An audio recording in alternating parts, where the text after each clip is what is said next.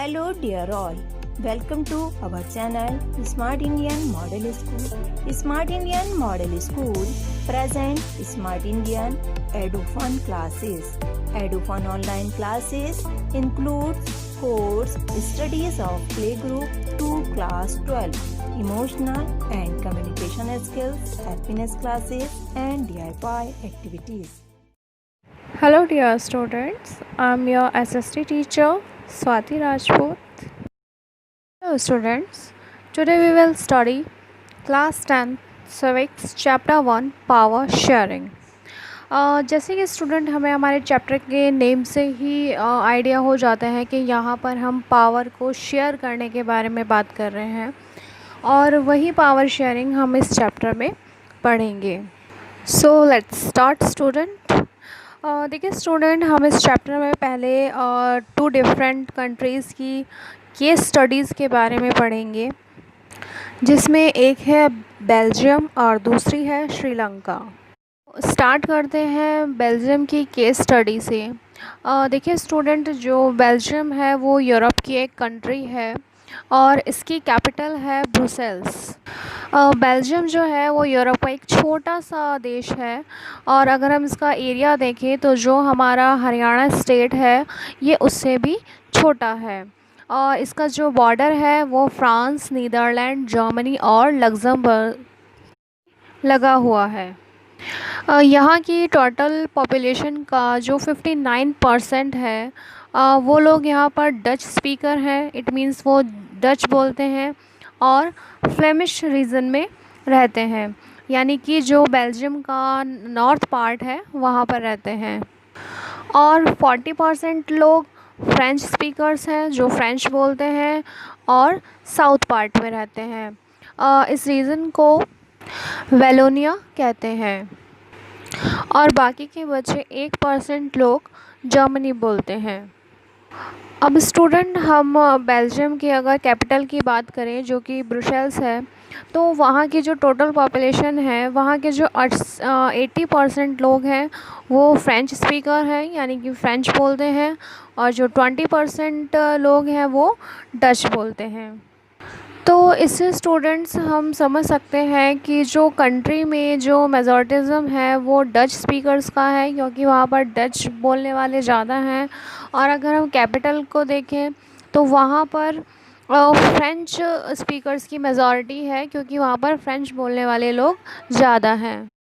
तो यहाँ पर 2 रीज़न्स थे जिनकी वजह से वहाँ पर प्रॉब्लम क्रिएट हुई.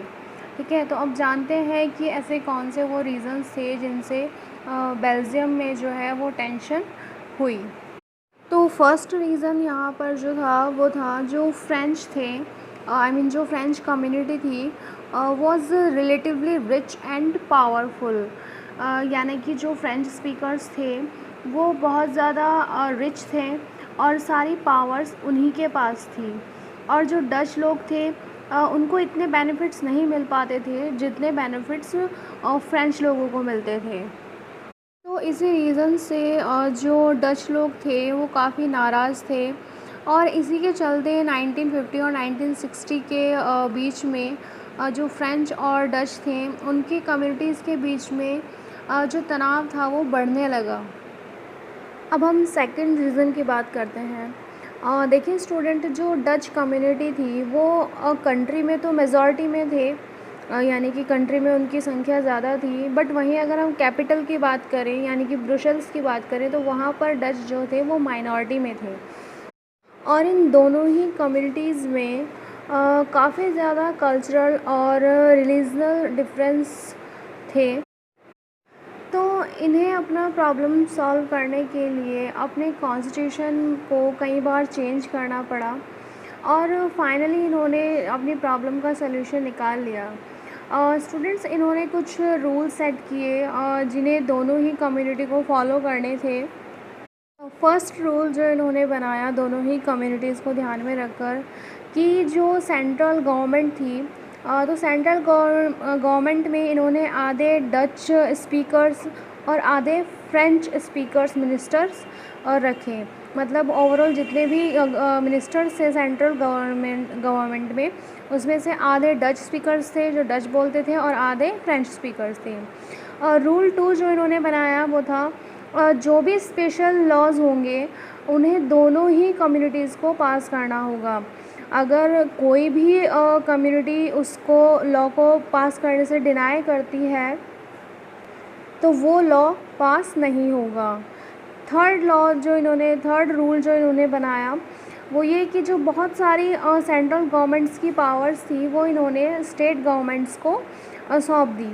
और जो स्टेट गवर्नमेंट थी वो इंडिपेंडेंटली वर्क करती थी, किसी के अंडर या फिर किसी के दबाव में काम नहीं करती थी। ओवरऑल उनका सेंट्रल गवर्नमेंट से कोई लेना देना नहीं था। चौथा रूल जो इन्होंने बनाया इस प्रॉब्लम को सॉल्व करने के लिए वो ये कि जो ब्रुसेल्स था, जो बेल्जियम की कैपिटल था, तो ब्रुसेल्स में भी इन्होंने अलग गवर्नमेंट रखी और वहाँ पर भी आधे आधे लोग इसी तरह से दोनों कम्युनिटीज़ के थे। फ्रेंच लोगों ने ब्रुसेल्स में ये बात इसलिए मान ली क्योंकि सेंट्रल गवर्नमेंट में भी जो डच लोग थे उन्होंने भी ये जो हाफ रिप्रेजेंटेटिव वाली बात थी उसको एक्सेप्ट कर लिया था, क्योंकि उन्होंने भी एग्री किया था सेंट्रल गवर्नमेंट में। फिफ्थ रूल जो इन्होंने बनाया वो था कि बेल्जियम में एक और टाइप की गवर्नमेंट थी जिसे कम्युनिटी गवर्नमेंट कहते थे। तो इस प्रकार से हम देखें तो बेल्जियम में टोटल 3 टाइप्स की गवर्नमेंट थी, सेंट्रल गवर्नमेंट, स्टेट गवर्नमेंट और आपकी कम्युनिटी गवर्नमेंट। फ्रेंच की अलग, डच की अलग और जर्मन स्पीकर्स की अलग गवर्नमेंट थी। तो ये गवर्नमेंट उनके लिए कल्चरल, एजुकेशनल और लैंग्वेज से रिलेटेड जितने भी लॉज थे उनको बनाती थी और उनके जो राइट्स थे उनकी देखभाल करती थी। तो स्टूडेंट्स, जब से बेल्जियम ने इस कॉन्स्टिट्यूशन को अपनाया है तो वहाँ पर सब कुछ ठीक है। वहाँ पर किसी भी तरह की कोई प्रॉब्लम या कोई टेंशन अब नहीं है।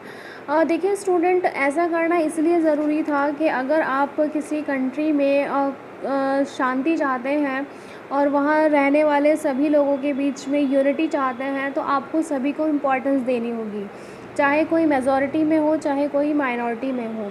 तो इसीलिए जो बेल्जियम का जो एग्ज़ाम्पल है तो वो शो करता है कि कैसे सभी कम्युनिटीज़ को एक इक्वली इम्पोर्टेंस देकर हम अपने कंट्री में सब कुछ ठीक ठाक रख सकते हैं। इस वीडियो में इतना ही स्टूडेंट्स। नेक्स्ट वीडियो में हम पढ़ेंगे श्रीलंका की केस स्टडी।